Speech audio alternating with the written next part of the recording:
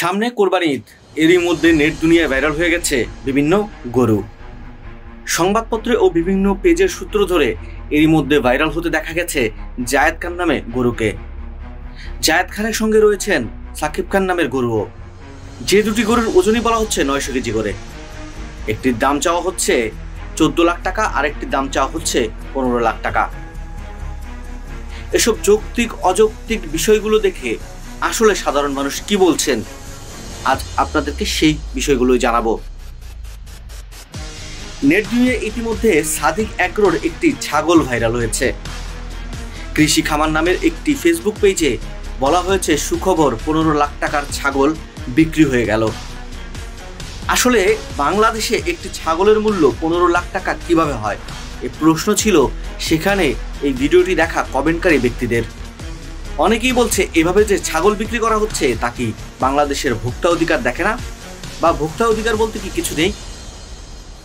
সত্যিকার অর্থে এই প্রশ্নটি আমার মনেও জেগেছিল। একটি ছাগলের মূল্য কি সত্যিকার অর্থে 15 লাখ টাকা হতে পারে?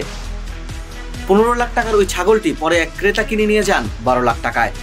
আসলে সত্যিই আশ্চর্য হতে হয়।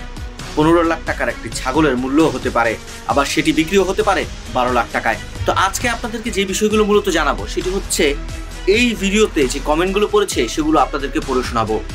আসলে সাধারণ মানুষ কি ভাবেন?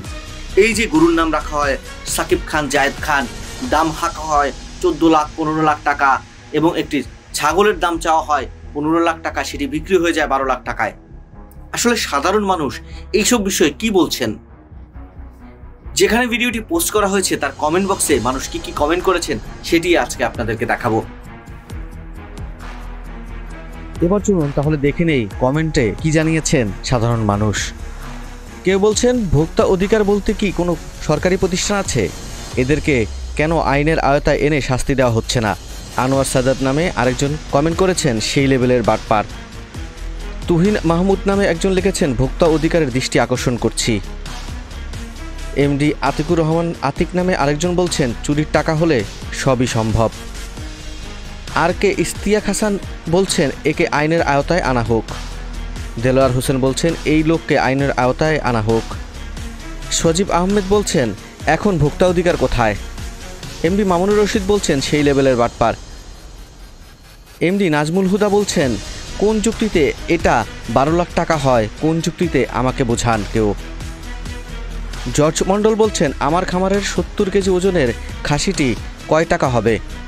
এমডি মিরাজুল ইসলাম বালি বলছেন এর বিরুদ্ধে অতি শীঘ্রই আইনের ব্যবস্থা নেওয়া হোক। রাফসানজানি নামে একজন বলছেন হায়রে মানুষ, অনেক দুঃখী লোক আছে যারা কোরবানির দিনও মাংস খেতে পারবে না। 12 লাখ টাকা দিয়ে গরু কিনলে হয়তো কিছু লোক তাদের পরিবার পরিজন নিয়ে মাংস খেতে পারত।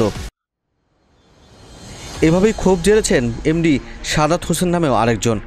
তিনি লিখেছেন এখন ভোক্তা অধিকার কোথায়, এদেরকে আইনের আওতায় আনা হোক।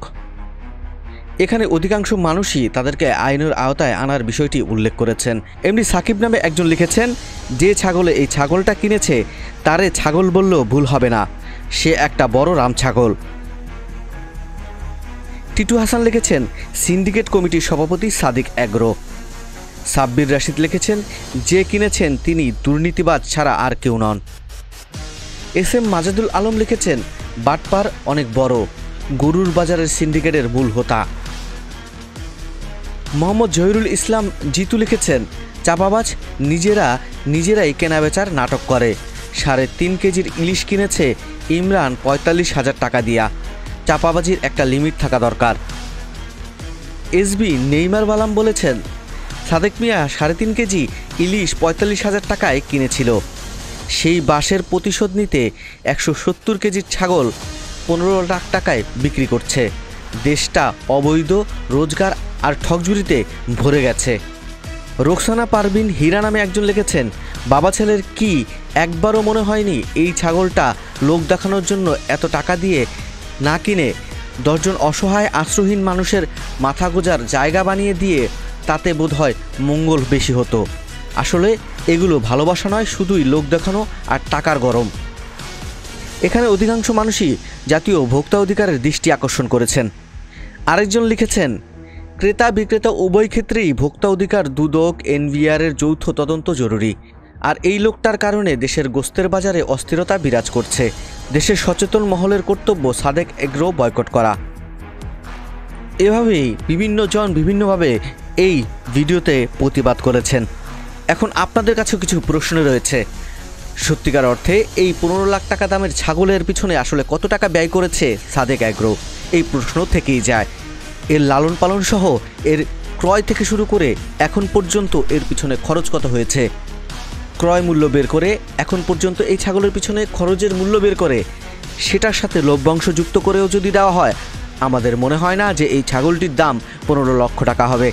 তারপরও দর্শকদের কাছে প্রশ্ন ছুড়ে দিলাম, আপনারা জানাবেন আসলে বাংলাদেশে এখন এই গরু ছাগল এবং কোরবানি নিয়ে হচ্ছেটা কি।